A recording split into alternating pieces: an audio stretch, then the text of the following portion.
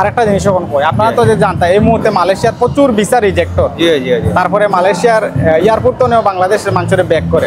বাংলাদেশ থেকে মালয়েশিয়াতে আইছে মাত্র 2-3 দিন হইছে, বেশি দিন হইছে না। তো আগে যাই ওনার সাথে দেখা করবো। আপনি হিউজ ডলার লইয়া যাইবা, হোটেল বুকিং দিয়া যাইবা, ঢুকতেও পারেন আবার নাও ঢুকতে পারেন না ঢুকতে পারেন।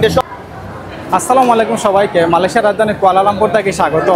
তো অনেক ভাইয়ের মনের মধ্যে প্রশ্ন আছে যে মালয়েশিয়াতে ভিজিট ভিসায় গেলে খরচ কীরকম পড়তে পারে, মালয়েশিয়াতে টাকা খাওয়ার, হোটেল খরচ বা প্রতিদিন দৈনন্দিন যে খাবার দাবার এগুলার খরচ কীরকম পড়তে পারে। তো আজকের এই ভিডিওর মাধ্যমে এই সমস্ত বিষয় নিয়ে আলোচনা করবো।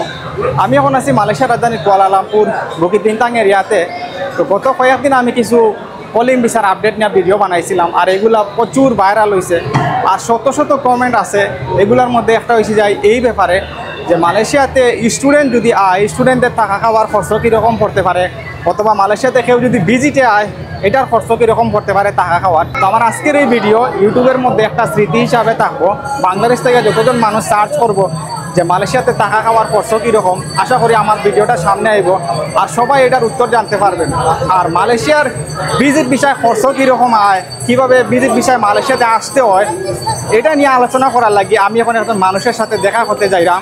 উনি কিন্তু বাংলাদেশ থেকে মালয়েশিয়াতে আইছে মাত্র 2-3 দিন হয়েছে, বেশি দিন হয়েছে না। তো আগে যাই ওনার সাথে দেখা করবো, আর উনি কীভাবে ভিসা পাইছে, কীভাবে মালয়েশিয়াতে আইছে, এই পর্যন্ত কত টাকা খরচ হয়েছে, এই বিষয়ে আজকে বিস্তারিত আলোচনা করবো।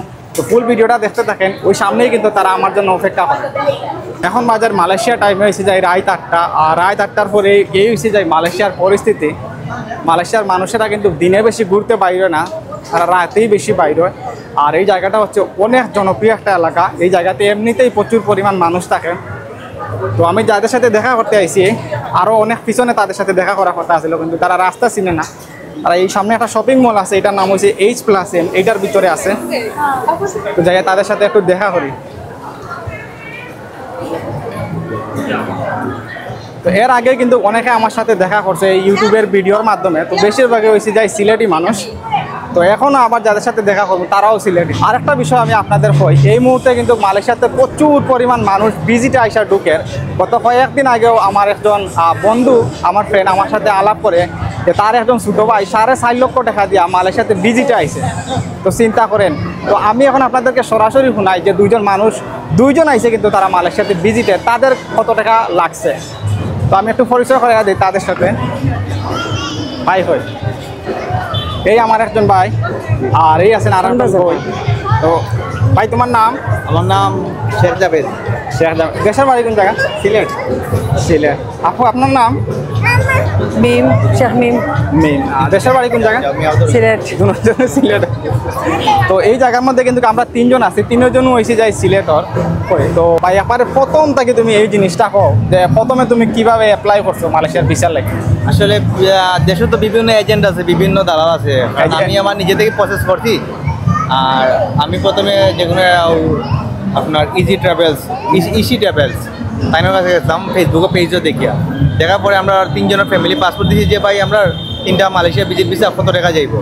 তখন তাই আমরা একটা অ্যামাউন্ট বলছে যে নর্মালি করি যদি আমরা 3 জনের 16,000 টাকা আর যদি কন্টাক্টে করি হোকা তাইনের সব ব্যাঙ্ক ডকুমেন্ট তো সব সাপোর্ট তাইন দিবা, তেমন হোকা তাইনে আমরা টাকা 28,000 দিতে হইব। আচ্ছা, আমি আরেকটা জিনিস এখন কই, আপনারা তো যে জানতা এই মুহূর্তে মালয়েশিয়ার প্রচুর ভিসা রিজেক্ট হয়। জি জি জি। তারপরে মালয়েশিয়ার এয়ারপোর্ট তো নেও বাংলাদেশের মানুষের ব্যাক করে। তো এটার বিষয়ে কোনো গ্যারান্টি দিছে নি এজেন্সি যে মালয়েশিয়াতে তারা ঢুকাইব? না, তারা কোনো গ্যারান্টি দিছে না, হয় যে সব কিছু আপনার নিজের কাছে। আপনি হিউজ ডলার লইয়া যাইবা, হোটেল বুকিং দিয়া যাইবা, ঢুকতেও পারেন আবার নাও ঢুকতে পারেন না ঢুকতে পারেন, এটা সব কিছু আপনার কাছে, এটা নসিবের কাছে। বাট আমি যেহেতু বাংলাদেশ ইমিগ্রেশন পাস করছি, আমার কোনো সমস্যা হয়েছে না, আমি স্মুথলি আইছি। তারপরে যে সময় মালয়েশিয়া ইমিগ্রেশন পাস করছি তখন আমার কোনো কিছু জিজ্ঞাসা হয়েছে না, জাস্ট আইসি আমার পরে পাসপোর্ট নিতে শিল মারি দিলাইছে, বেশি সময় লাগছে না, 5-6 মিনিটের ভিতরে ইমিগ্রেশন শেষ। আচ্ছা, প্রথম ধাপে কত টাকা গেছে?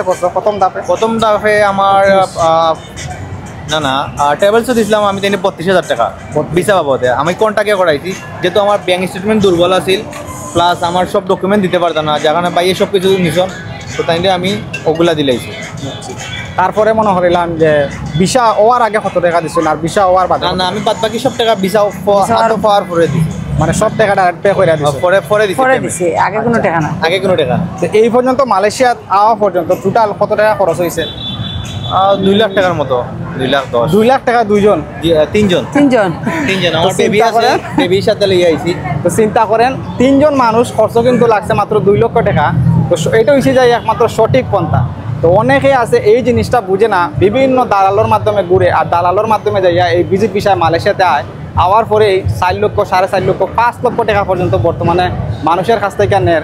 তো আজকের এই ভিডিওর মাধ্যমে আপনাদেরকে সবাইকে জানিয়ে দিতে চাই যে মালয়েশিয়াতে যদি আপনারা ভিজিট ভিসায় আসেন, অবশ্যই নিজে যে কোনো ভালো এজেন্সি অথবা ট্রাভেলসের সাথে যোগাযোগ করবেন, কোনো দালালের সাথে যোগাযোগ করবেন না। আর তারা তো ডাইরেক্ট কাপল, তারা আইসি ভিজিটে, কারণ এটা দেশের সরকারেও বুঝছে বা ইমিগ্রেশনেও বুঝছে যে তারা এই দেশের মধ্যে ভিজিটে আইসে, বেড়াইতে আইসে। তো যখন আপনি সিঙ্গেল মানুষ আসবেন অথবা গ্রুপ হয় 10 জনের গ্রুপ, 20 জনের গ্রুপ, তখন কিন্তু ইমিগ্রেশন দেখলেই বুঝতে পারে যে এরা হচ্ছে যাই বাটপার, মালয়েশিয়াতে আওয়ার পরেই বাগবো। তো এইটাই আসছিল মূল বিষয় যে জানানো আজকে মালয়েশিয়াতে ভিজিট ভিসা আসলে খরচ কীরকম লাগে। তো 2 জন মানুষের কিন্তু 2 লক্ষ টাকা খরচ লাগছে এই পর্যন্ত। পরবর্তীতে তাদের টাকা খাওয়ার খরচ কীরকম যায় না যায়, এই বিষয়ে যদি কোনো ভিডিও চান তাহলে অবশ্যই কমেন্টের মাধ্যমে জানাইতে পারবেন। তো আজকের এই ভিডিওটা এই পর্যন্ত আছে। ভালো থাকবেন সবাই, আল্লাহ হাফিজ, বাই বাই।